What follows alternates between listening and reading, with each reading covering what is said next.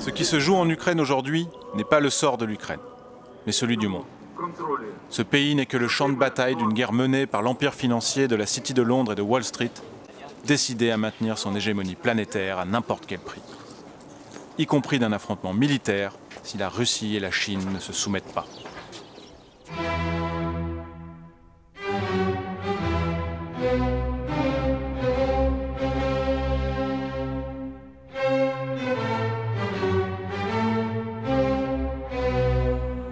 La mondialisation financière, dirigée par la City de Londres, sa filiale de Wall Street et son réseau de paradis fiscaux, est arrivée à bout. Depuis l'éclatement de la bulle en 2008, les États et les banques centrales payent le prix fort pour maintenir artificiellement en vie le système. Au point qu'à la prochaine crise financière, ils n'auront plus les moyens de renflouer les banques. Leur plan B est connu depuis 2013. C'est le bail-in en anglais, ou résolution bancaire dans les termes de la législation française et européenne. Ce mécanisme consiste à renflouer les banques avec l'argent qui se trouve dans les banques, comme à Chypre en février 2013, avec le pillage pur et simple des dépôts bancaires. C'est une stratégie de désintégration contrôlée du système pour en réduire la taille, quitte à laisser mourir une bonne partie de la population. Des nations souveraines comme la Russie et la Chine, qui entendent se développer en toute indépendance, représentent donc une entrave à leur volonté de pillage absolu. C'est cela, le vrai moteur de la crise ukrainienne.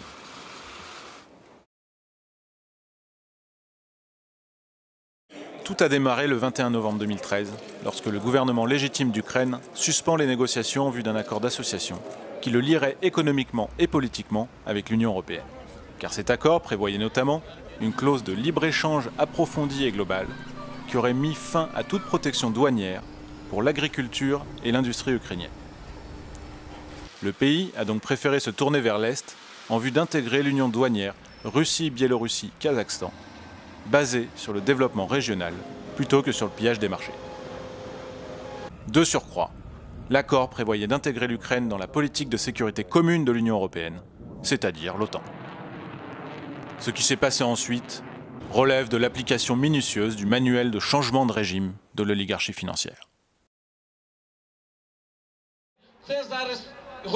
Les 21 et 22 novembre, de petits rassemblements pacifistes se tiennent sur la place Maïdan, réunissant quelques centaines de pro-européens.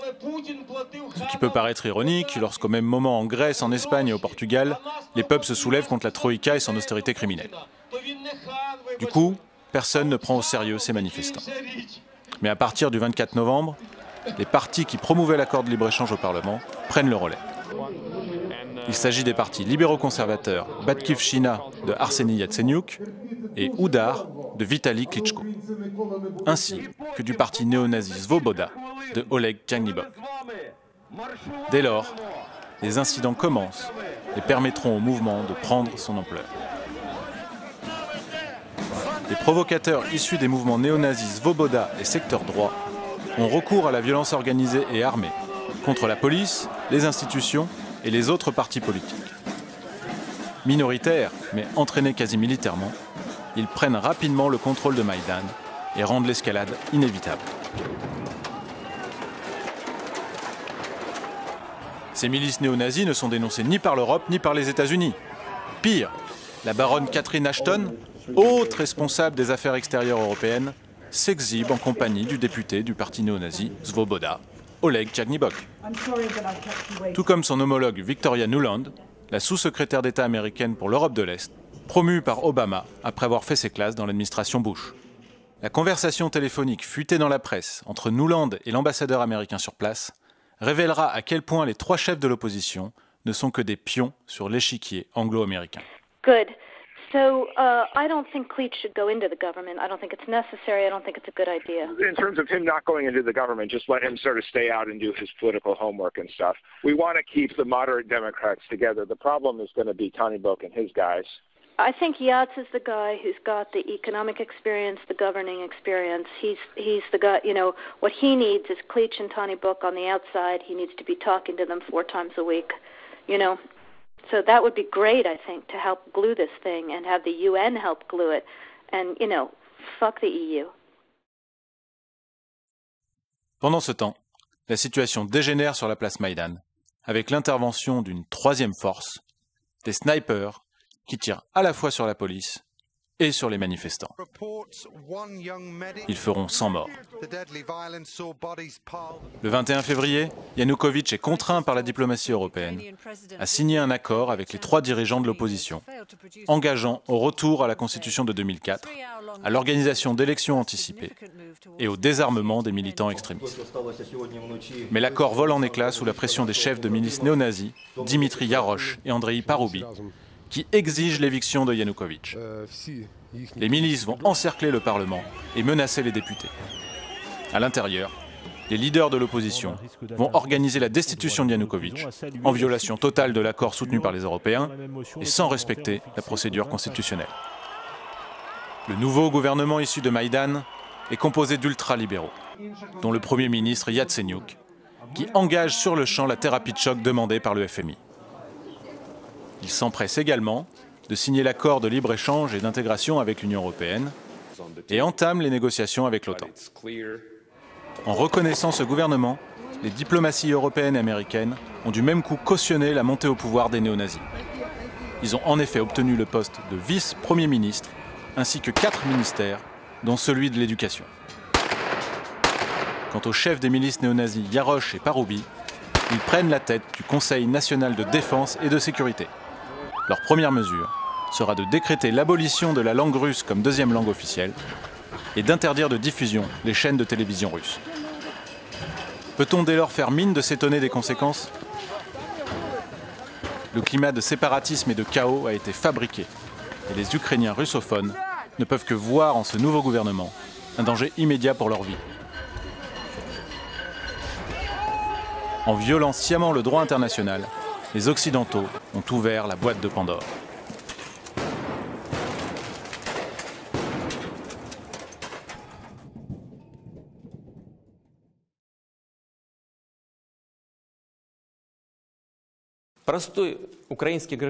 Mettons-nous un instant à la place de la Russie. Peut-elle se permettre l'inaction face à ce rouleau compresseur ? La stratégie appliquée par l'oligarchie financière, dont l'OTAN et les États-Unis d'Obama sont le bras armé, est d'encercler les puissances montantes que sont la Russie et la Chine pour les contraindre à accepter leur tutelle. À l'ouest, le déploiement du bouclier antimissile menace l'indépendance russe puisqu'il neutraliserait une partie de son arsenal stratégique. À l'est, la politique de pivot asiatique d'Obama se traduit par le redéploiement de troupes, de porte-avions et de sous-marins nucléaires pour établir une capacité de première frappe contre la Chine. Cette politique mène le monde au seuil d'un affrontement nucléaire. En Ukraine comme en Syrie, en Iran ou autour des îles sino-japonaises, on joue avec le feu.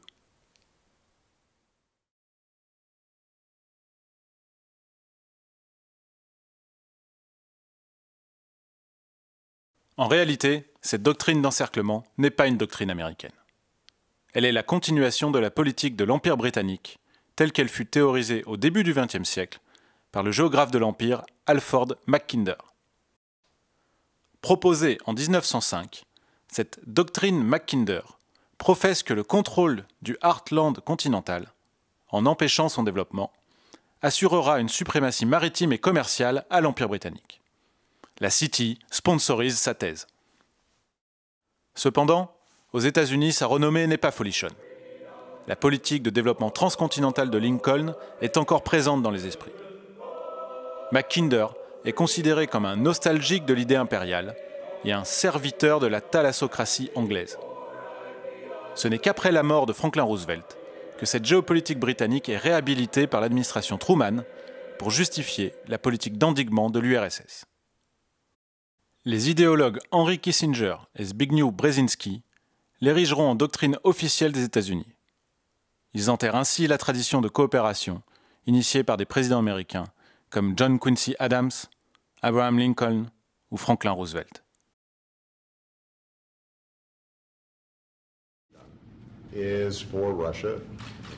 Aujourd'hui, Barack Obama, comme Bush avant lui, ne fait que soumettre son pays à cette politique impériale de pillage financier.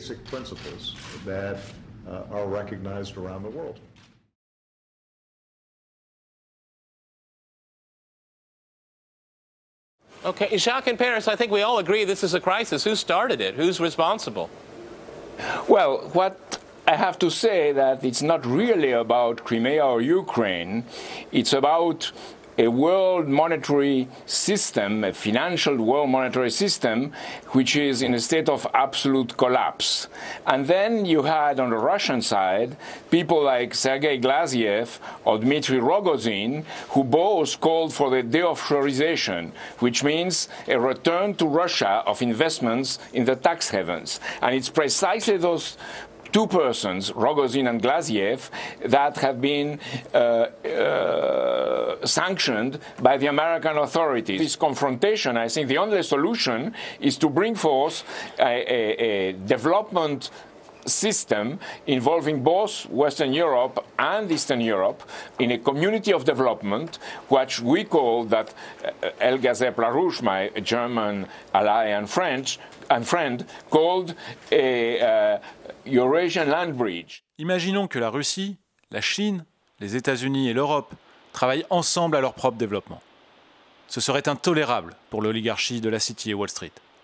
Elle perdrait de fait sa place de force économique dominante dans un monde désormais tourné vers son avenir commun.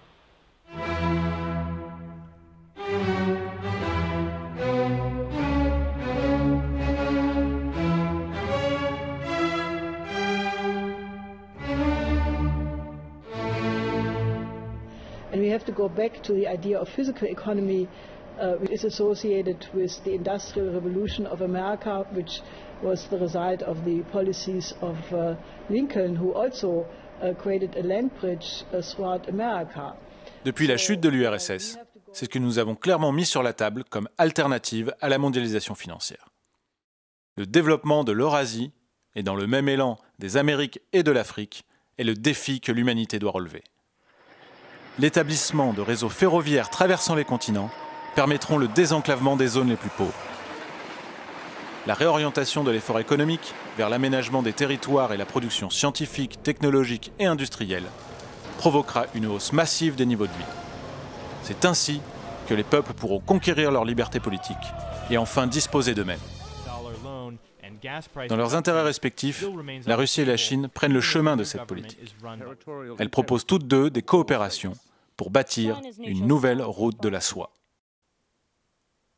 L'ancienne route de la soie a pris naissance il y a plus de 2000 ans pour permettre les échanges commerciaux et culturels croissants entre l'Europe et l'Asie, avant d'être supplantée par les voies maritimes au XVe siècle. La ligne de chemin de fer transsibérienne a vu le jour avant la Première Guerre mondiale pour répondre aux besoins d'unité territoriale de la nation russe, puis a donné naissance à plusieurs extensions après la Deuxième Guerre mondiale. L'axe logistique transeurasien a ouvert en 2008 et relie l'Allemagne à la Chine via la Russie en moins de 15 jours, soit 10 jours de moins qu'en bateau. Les projets de réseau transcontinental et de nouveaux ponts terrestres eurasiatiques sont à l'ordre du jour en Russie et en Chine.